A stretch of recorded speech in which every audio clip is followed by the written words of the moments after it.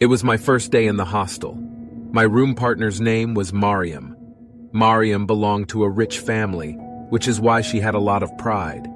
She decorated our hostel room with expensive items and only mentioned her name in our conversation. I didn't ask anything about her. The hostel was well maintained, and my admission was based on a scholarship.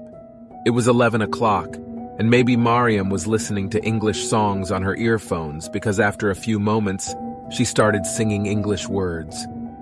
It was my first experience of living in a hostel in my life, which is why I was a little bit scared and felt uncomfortable. To get some refreshment, I started reading a book, and I don't know when I fell asleep. I was in deep sleep, and suddenly, I heard a loud sound of breaking glass, and I woke up. I moved aside and looked at Mariam, but she was sleeping.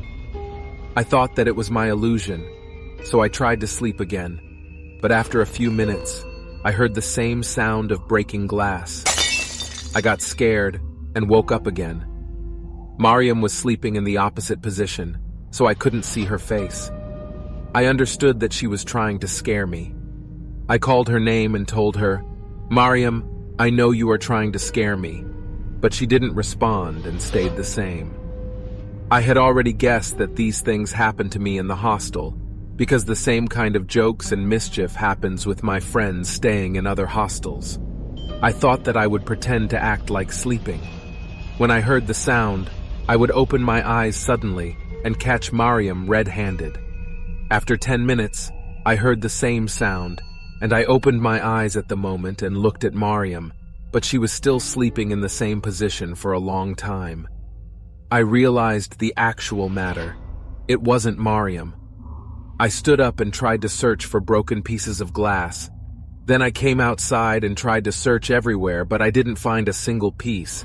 I was really nervous and scared. I thought I came from the bathroom, and I stepped foot slowly into the bathroom. With high fear, I felt really scared when I came near the mirror of the bathroom, and the same voice came from the mirror. This time, I was scared like hell. The sounds became louder and heard after every few moments, my blood almost freezing my veins. I ran away to call Mariam, but when I saw her face, I started screaming. Her face was full of blood, and she was dead. I almost had a heart attack, but to save my life, I ran towards outside. When I came outside, I was almost passed away due to fear. I couldn't control my breath. Then I saw a masked man holding a big knife in the corridor. I got scared and started running. He also followed me too. His breathing sounds like animal breath. He attacked me twice. The first attack was a close one, and still it didn't hurt me. But the second time, my arm got hurt and injured. I ran faster and fell down. The next moment, the scene was completely changed, and Mariam was awakening me. "Alina, wake up! It's time for class! Come on, get up! Only 20 minutes remaining!" I hugged Mariam and started crying and told the whole story of the dream. Mariam started laughing. On myself, I also think it was maybe my illusion.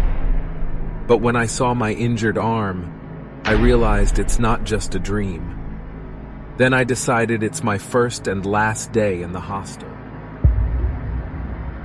Once upon a time in a small town, there was a girls' hostel located on the outskirts of the town.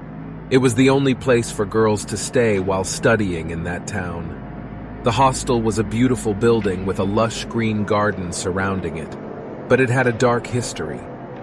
Legend has it that a young girl who stayed in the hostel was brutally murdered in her room, and her body was never found. Ever since then, strange things had been happening in the hostel. Some girls claimed they had seen the ghost of the murdered girl wandering in the corridors. Others claimed they heard strange noises coming from the empty rooms. Despite the rumors, some girls had no other option but to stay in the hostel, as there were no other accommodations available in the town. One such girl was Lily, a shy and introverted girl who had just started her college. She was assigned the same room where the girl was murdered. At first, everything seemed fine, but as days passed, Lily started to experience strange things. She heard footsteps coming from the empty room next to hers, and her room door would open and close on its own. One night, while she was studying, Lily heard a faint whisper coming from the empty room next to hers. She tried to ignore it, but the whisper kept getting louder and louder until it turned into a scream. Lily ran out of her room, but she saw the door of the empty room was slightly open. She pushed the door open and saw something that she would never forget. There, lying on the floor, was the mutilated body of the girl who was murdered years ago. Lily ran out of the hostel screaming, and she never returned. The police investigated the hostel and found out that the hostel warden was responsible for the murder of the girl. He had killed her and hidden her body in the empty room next to Lily's. From that day on, the hostel was closed, and it remained abandoned until this day. But some say that if you pass by the hostel at night, you can still hear the screams of the murdered girl echoing in the corridors.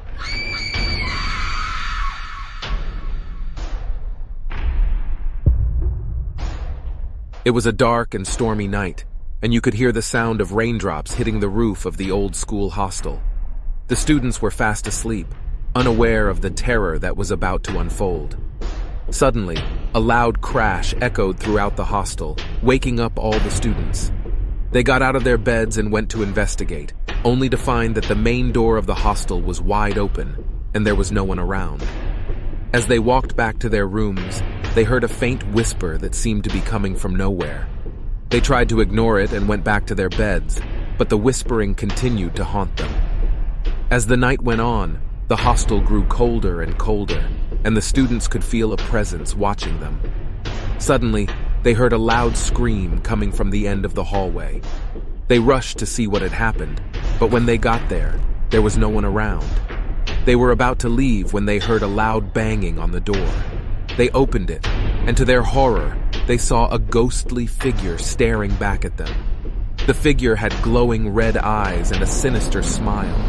The students tried to run away, but the figure followed them, chasing them down the dark, creepy hallways of the hostel. As they ran, they heard more screams and whispers, and they could feel the cold breath of the ghostly figure on the back of their necks. They finally managed to reach the exit, but as they tried to open the door, they found it was locked from the outside. They were trapped. The ghostly figure appeared before them, and with a loud scream, it disappeared into the darkness. The students were left alone, trapped in the haunted hostel, with no escape.